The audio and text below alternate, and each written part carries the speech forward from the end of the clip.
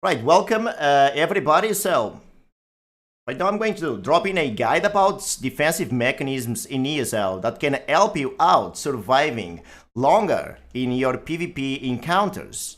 So, as a PvP character, you should have a lot of defensive abilities as well on your kits. Not only offensive abilities, but also defensive abilities to keep you up.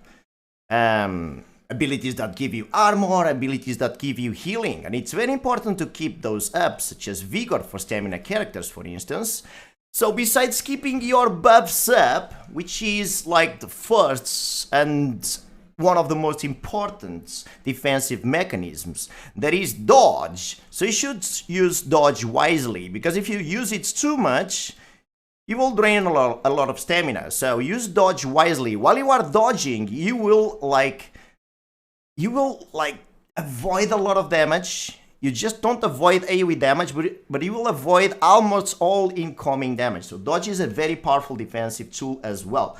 Also, blocking is an extremely powerful defensive tool, because with this one, you'll defend from a lot of stuns, a lot of damage, a lot of incoming damage, and I rate block as probably being #1 when it comes to defensive mechanisms in ESL. Another one that is very powerful, probably #2 or close #1, is line of sight. So if you actually use a tree, for instance, your opponents will not see through you. So they are over there, they will fail their damage, so their damage will not reach out to you. So line of sight is extremely important for someone that wants to survive longer in PvP.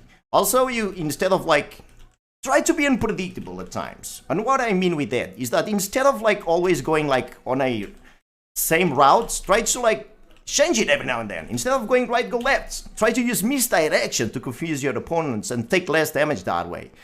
Yeah, you can survive way longer if you use these simple defensive mechanisms, Wolves. And I hope that you enjoyed this small guide about defensive mechanisms.